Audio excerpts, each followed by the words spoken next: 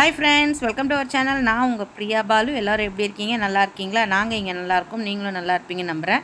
இன்றைக்கி என்ன video share பண்ண போகிறோன்னா, என் பையன் வந்து மஷ்ரூம் வாங்கிட்டு வந்து மஷ்ரூம் பெப்பர் கிரேவி பண்ணி கொடுங்கம்மா அப்படின்னு சொல்லியிருந்தாங்க. சரி வாடா தம்பி செஞ்சு தரேன்னு சொன்னேன். அந்த வீடியோ தான் உங்கள் கூட ஷேர் பண்ணிக்க போகிறேன். இப்போ மஷ்ரூமுக்கு தேவையான பொருளெல்லாம் நான் ரெடி பண்ணி வச்சுருக்கேன். இப்போ வாங்க நம்ம செய்ய ஆரம்பிச்சிடலாம். கேஸ் ஆன் பண்ணி கடாய் வச்சுக்கலாம். கடாய் காஞ்சதும் ஒரு 2 ஸ்பூன் அளவுக்கு எண்ணெய் ஊற்றிக்கலாம். எண்ணெய் நல்லா காயட்டும்.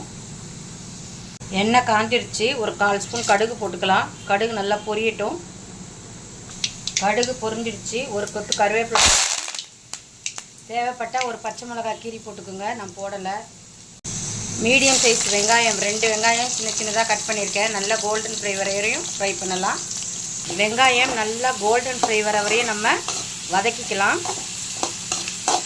மஷ்ரூம் பெப்பர் கிரேவி பண்ணுறதுக்கு ரொம்ப நேரம் ஆகாது. மஷ்ரூம் சீக்கிரமாகவே வெந்துடும். சைட் டிஷ்ஷுக்கு சூப்பரான காம்பினேஷன். டிஃபனுக்கெலாம் கூட சப்பாத்தி, இட்லி, தோசைக்கெலாம் கூட நம்ம யூஸ் பண்ணிக்கலாம். பெப்பர் கிரேவி தான் சும்மாவே கூட நம்ம சாப்பிட்டுக்கலாம். வெங்காயம் நல்லா ஃப்ரை ஆயிடுச்சு. இந்த ஸ்டேஜில் ஒரு பெரிய சைஸ் தக்காளி சின்ன சின்னதாக கட் பண்ணி போட்டுருக்கேன். அதையும் போட்டிருக்கேன். மஷ்ரூமுக்கு வந்து தக்காளி கம்மியாக யூஸ் பண்ணுங்கள், இதுதான் நல்லாயிருக்கும். ஒரு சிட்டிகை மஞ்சத்தூள் போட்டுக்கலாம்.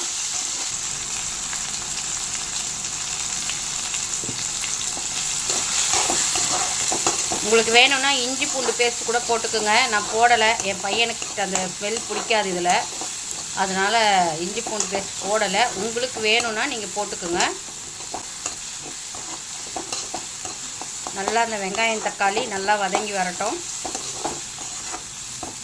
வெங்காயம் தக்காளி நல்லா எண்ணெய் பிரிஞ்சு வருது பாருங்கள். இந்த ஸ்டேஜில் நம்ம மஷ்ரூமை போட்டுக்கலாம்.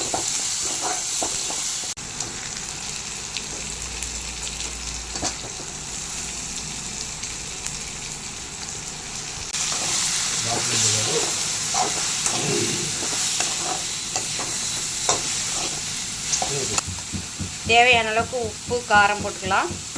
கல் உப்பு தான் யூஸ் பண்ணுறேன். வீட்டு மிளகாத்தூள் தான் யூஸ் பண்ணுறேன். இப்போ நம்ம பெப்பர் ஃப்ரை தான் பண்ண போகிறோம், அதனால் மிளகாத்தூள் கம்மி பண்ணிக்கலாம். அதனால் மிளகாத்தூள் வந்து கொஞ்சமாக ஒரு 1/4 ஸ்பூன் மட்டும் போடுறேன். ஏன்னா நிறைய பெப்பர் தான் போட போகிறோம். 1/4 ஸ்பூன் போட்டு நல்லா பரட்டி விட்டுருங்க. மஷ்ரூம் வேகிறதுக்கெலாம் ரொம்ப நேரம் வேணாங்க. ஒரு 2 மினிட்ஸ் இருந்தாலே போதும். கிளறி விட்டுட்டு நம்ம இப்போ ஒரே ஒரு டம்ளர் அளவுக்கு தண்ணி ஊற்றிக்கலாம்.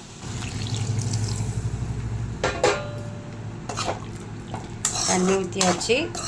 நல்லா கிளறி விட்டுட்டு நம்ம கொதி வந்த பிறகு மீடியம் ஃப்ளேமில் வச்சு கொஞ்சம் கொதிக்க விடலாம்.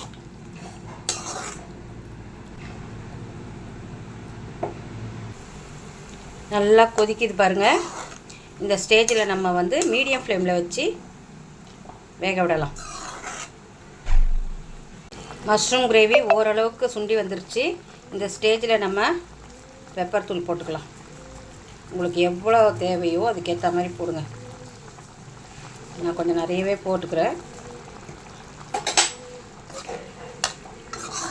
நல்லா கிளறி விடுங்க. பெப்பர் போட்டோன்னா இன்னும் நல்லா சுண்டிடும், இறுக ஆரம்பிச்சிடும்.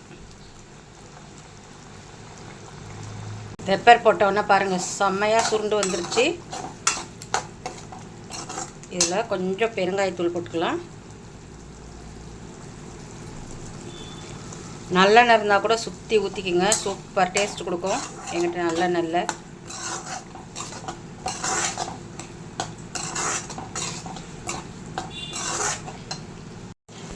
இதுலேயே வேக வச்ச 4 முட்டை போட்டுக்கிறேன்.